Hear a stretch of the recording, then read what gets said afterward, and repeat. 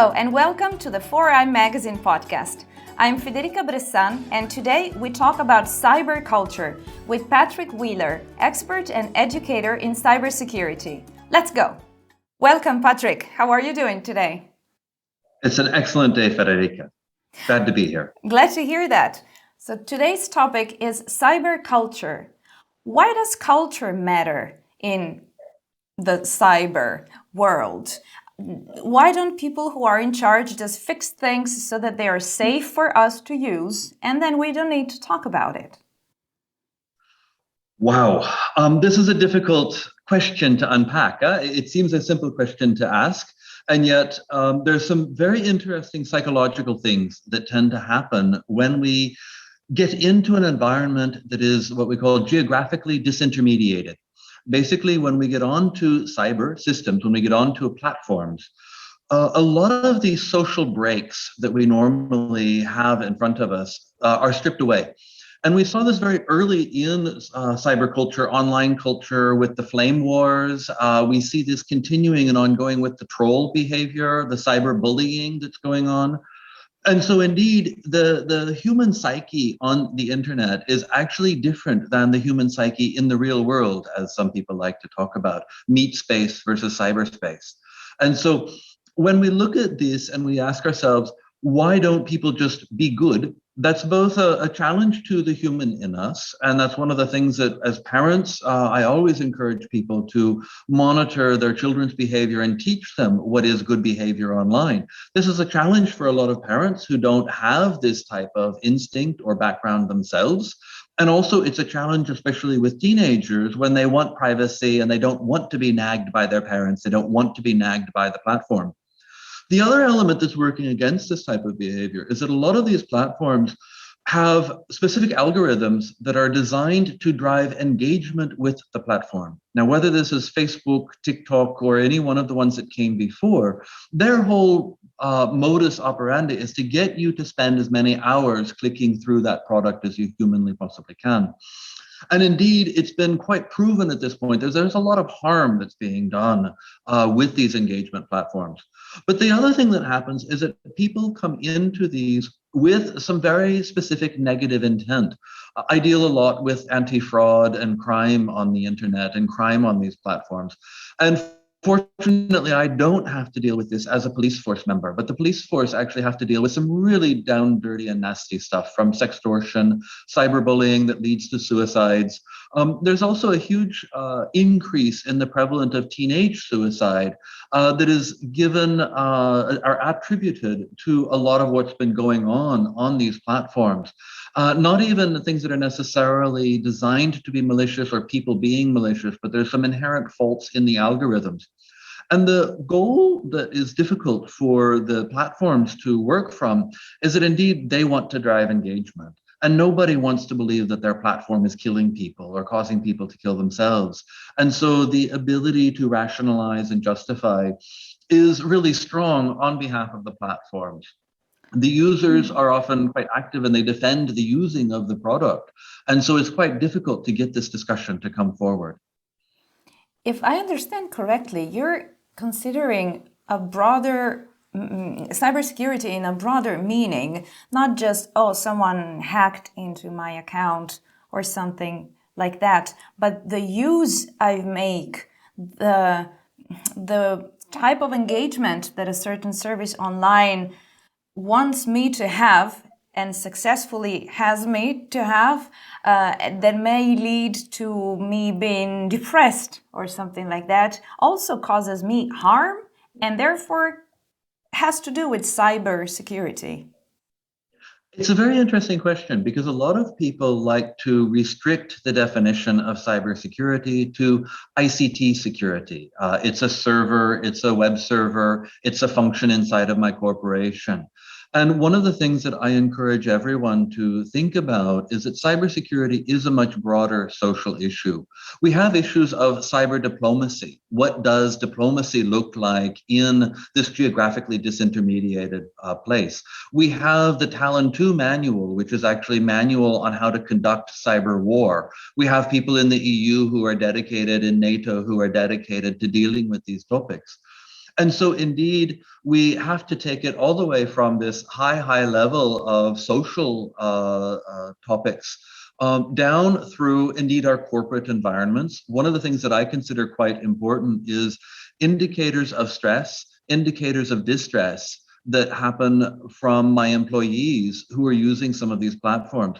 Because a lot of the times this precedes misbehavior on their part. Now, whether this is in the Americas, where someone brings a gun to work and shoots their colleagues, not unheard of, it's very frequent, as a matter of fact, to have a work office shooting. Or one of the other things that quite often happens is that someone under a lot of distress, whether it's coming from outside sources or particularly coming from cyber platforms or engagement. You can look at the QAnon scenario, a lot of the conspiracy theories, and a lot of the red pill, blue pill type of things. A lot of these people end up feeling justified to do what they consider whistleblowing, which can be large-scale data breaches. There are people who get so wrapped up in this, they cause large-scale denial of services to their corporations. So there is a lot of harm that comes from everywhere from cyber warfare down through our corporations and our internal office activities, down indeed into our home and what happens onto the platforms that we allow onto our smart devices. And of course, you can't talk about your handset without also talking about Internet of Things and the fact that we're going to very quickly have smart refrigerators and these types of issues. So indeed, if you look at how pervasive cyber is to our lives these days, the idea of cybersecurity needs to be just as pervasive. And this is one of the big challenges, because quite often there's perimeters and boundaries where we allow ourselves to work. And so if we only consider cybersecurity within a very narrow field, we actually end up missing some of these externalities that could be very well impacting us. So if you start from the assumption that cybersecurity has this broad meaning of not just the ICT issues, but also my behavior, how I manage my presence online, and the consequences that this may have on my own safety, my own well-being, and that of everyone else, then the next question is, who should regulate this? Or, what do you do with culture? You pass it on. So who is making this culture? Who is teaching it? Is anyone? Well, you get into people who are very worried right now about artificial intelligence. And indeed, let's not worry so much about artificial intelligence, but let's go back to some of these algorithms that are being attributed for encouraging negative behavior online, sharing of false information, encouraging everyone to be skeptical of everything, such that everything is false information if you don't happen to particularly like the message. And so indeed, when you ask who should regulate it, this is a very interesting question, because I spent many years in Silicon Valley. I come from what is commonly called a civil libertarian background. And these people don't want regulations at all. I choose to live inside of Europe, where we're much more accepting of regulations. We do agree that there is some role of some sort of entity or government or somebody needs to help us define what is appropriate behavior. And one of the biggest problems is that you have corporations these days, like Facebook, which are bigger than many of our nation states. And when you include the number of users they have, they're much bigger than some of even the largest of nation states. They have an immense amount of money to put into special interest groups and into lobbying to prevent the very kind of regulation that you might be talking about. And indeed, one of the challenges that we have is that regulation often fails. Almost by definition, regulation is a lagging indicator. So regulation often comes in after a problem has gotten so bad that we only recognize the symptoms, and so we regulate the symptoms as opposed to the causal effects. And so this is one of our big challenges, those of us who are involved in a lot of these discussions. How do we bring this type of civil society and appropriate rules of behavior into the cyber world for us, into the common discussion, as well as into the corporate discussion? And this is actually a very real challenge, and you can see different answers coming from different places. You see China going a very strong authoritarian approach. You see Europe toying with different types of regulations and proposing it, and then indeed struggling with defining what the regulation is. You see a lot of voices coming out of Silicon Valley saying, don't touch us, don't touch anything. And you see a lot of this also touching in the Washington, D.C. discussion right now, where you have the conflict between the one party that says some form of regulation should be put in place and another party that says no regulation at all, keep it completely open. Let me ask you something. Do you consider the cybersphere to be global, or could it be considered fragmented? Just interested in this question, so I can ask. It's a very interesting question, because when I talk about geographical disintermediation, it seems like a bunch of words you put together, but indeed you can consider anyone who is connected via a smartphone, via a tablet, via a computer. And that is, by and large, all of the world today. One of the things I enjoy very much is satellites' view of the Earth at night, where they show every place where there's lights, where humans are putting electric lights up at night. And you can assume that internet connectivity follows there. So the internet itself is absolutely global, but it is also hugely fragmented. So, for example, my father became very fascinated with genealogy. And so he found a lovely community of people focused on a particular stripe of genealogy, where our family came from out of Norway initially. And so you find fragmentations of community, people coming together for special interests, whether they are gaming tribes, whether there are people who are interested in music.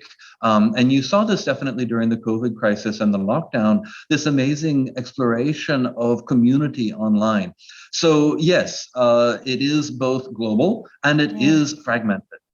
And in the light of this, what you said, that different countries are taking their own approach to regulating the cybersphere, does that make sense? Can that work? It's just what it is. We acknowledge it. There are countries, maybe it would be desirable that we agree on something on a global scale, but it's just not the case. So what is happening that China goes one way, Europe goes another, United States, and so on?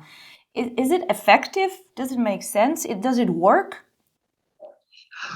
Wow. I guess the thing is, the jury is still out. And one of the things that is going to be really interesting to see is what does happen with China's experiment, with what they've been doing. They are in the midst of, theoretically at least, some people talk about them withdrawing from society and especially stopping teaching English language to a lot of their people. Meanwhile, their firewall and control mechanisms have gone very, very well. That type of solution, we argue, would not go well here in Europe or in a lot of places where personal liberties and personal freedoms are valued greatly. At the same time, we're very worried about a lot of the terrorism, a lot of the cyberbullying. And so indeed, we are asking our police forces to step up their cyber operations. We are asking Europol and Interpol to be much better at dealing with criminals online, because indeed we have someone working in one geographical jurisdiction under one rule of law, attacking a group of people in another jurisdiction under a different rule of law. And arguably, this just can't continue. You asked a very tough question, and I don't want to say either one of those is the correct solution to it. Well, for easy questions, you know you're in the wrong place.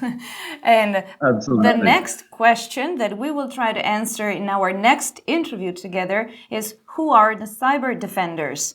That you mentioned a little bit. There is police force. There are cybersecurity experts working for different organizations or the government. So we will talk about who the good people are who are supposed to defend us or defend the organizations they work for. Looking forward to this. These are some fabulous people. I would like to thank you for your time today. I would like to encourage our audience to check the description of this video for more information. Don't forget to check the 4i-magazine YouTube channel for more episodes of this podcast. Thank you to my guest today. I'm Federica Bressan, and I'll see you next time. So long.